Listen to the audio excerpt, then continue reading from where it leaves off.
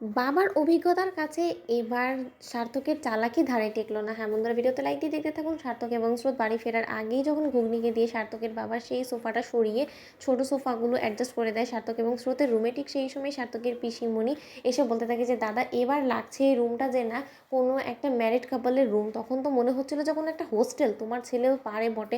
তখন সার্থকের বাবা বলতে থাকে যে দেখ সীমা, আজকে যদি আমাদের প্ল্যানটা একবার সাকসেসফুল হয়ে যায় তাহলে এরকম করি আমাদেরকে একের পর এক ট্রাই করে কিছু না কিছু করে ওদের দুটোকে আলাদা মনকে এক করতে হবে। সেটা যে করেই হোক না কেন, তোকে আর আমাকে কিন্তু সর্বক্ষণ ওদের উপরে নজর রাখতে হবে যাতে ওরা আমাদের নজর থেকে কোনো মতেই পার না পায়। অন্যদিকে বেল বাজা মাত্র সার্থকের পিসিমণি বলতে থাকে যে ওই যে চলে এলো তোমার ছেলে, যাও গিয়ে এখন তৈরি হয়ে নাও, তোমাকে নতুন এক লড়াইয়ে নামতে হবে দাদা। অন্যদিকে সার্থক চলে আসা মাত্র সার্থকের পিসিমণি বলতে থাকে যে যা উপরে গিয়ে তোর রুমের চেঞ্জেসগুলো একটু ভালো করে দেখে আয়। তখন সার্থক নিজের রুমে আসা মাত্রই যখন সেই সোফাটা আর না দেখতে পাই, ঠিক সেই সময় সার্থক বলতে থাকে যে কী ব্যাপার, আমার সেই বড় সোফার জায়গায় এই সোফাটা কেন এখানে রাখা হয়েছে? পিসিমণি, পিসিমণি তুমি কোথায়? তখন সার্থকের পিসিমণি এসে বলতে থাকে যে কী হয়েছে, এরকম সারের মতো চিৎকার চেঁচামেচি করছিস কেন বলতো?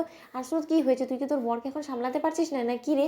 তোর বরকে বলে দে যে এখন কিন্তু আমি তোর বরের হয়ে আর সব কাজ করে দিতে পারবো না। তখন সার্থক বলতে থাকে যে পিসিমণি তুমি কথা ঘোরানোর একদম চেষ্টা করো না, তুমি খুব ভালো করে জানো যে আমি কোন কথাটা বলার চেষ্টা করছি। আমাদের এই রুমে একটা বড় সোফা ছিল, সেই সোফাটা কোথায় রেখেছো বলো তো? তখন সার্থকের পিসিমণি বলতে থাকে যে কেন দাদা লিভিং রুমে সেটাকে সরিয়ে দিয়ে তোদের জন্য এই ছোটো দুটো সোফা এখানে এনে রেখেছে। তুই তো বলেছিস যে স্রোতে নাকি পড়াশোনার জন্য লাগে, তাহলে পড়াশোনার জন্য তো এত বড় একটা বেখাপ্পা সোফার এখানে কোনো প্রয়োজন নেই। তাহলে তার জন্যই দাদা খুব ভেবেচিন্তে এই সোফাটা স্রোতের জন্য এনে দিয়েছে।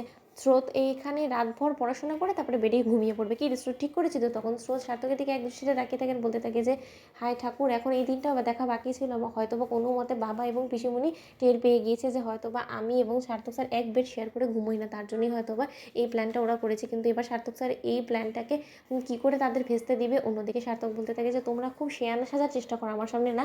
আমি তোমাকে বলে দিচ্ছি পিসিমণি, তুমি ভালো ভালো তোমার দাদার কাছে গিয়ে বলো যে আমার সেই সোফাটা জায়গায় রেখে দিতে। আমি কিন্তু মোটেও ওই জিনিসটা পছন্দ করছি না যে আমার পারমিশন ছাড়া আমার ঘরের জিনিস সেখান থেকে ওখানে করা হোক। আর তোমাদেরকে কে বলেছে? আমি তো বারবার করে বলেছিলাম যে লিভিং রুমের সোফাটা যেখানে আছে সেটা সেখানেই থাকবে, আর আমার রুমে যে সোফাটা আমি অর্ডার করে এনেছি সেই সোফাটা আমার রুমেই থাকবে।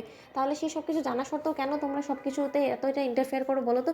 কিসের এত সোফাটা তোমাদের উপরে ঝেপে বসেছিল যে যার ফলে কিনা এই সোফাটা সরানোটাই তোমাদের কাছে মূল লক্ষ্য হয়ে দাঁড়ালো? তখন এই কথা বলা মাত্র সার্থকের বাবা বলতে থাকে যে সার্থক, চিৎকার চেঁচামেচি যদি করারই হয় তাহলে নিচে এসে করো, আমি তোমাকে সকল প্রশ্নের উত্তর দিতে রাজি আছি, আমি এখানে দাঁড়িয়ে আছি, এসো। তখন সার্থকের বাবার কাছে এসে বলতে থাকে যে বাবা আমার রুমে আমি এই সোফাটাই চাই। তখন সার্থকের বাবা বলতে থাকে যে কেন? যাতে তুমি বা স্রোত ওই রাতভর ওই সোফার মধ্যে ঘুমোতে পারো। তোমরা স্বামী স্ত্রী, তোমরা সেটা ভুলে যেও না। স্রোত এবং সার্থক তোমরা দুজনই কিন্তু এখন অ্যাডাল্ট, টাইম তোমাদেরকে বাবা হয়ে বলতে বাধ্য হচ্ছি তোমরা একসাথেই ঘুমোবে। তো বন্ধু ভিডিওটা ভালো লাগলে লাইক এন্ড সাবস্ক্রাইব করতে ভুলো না।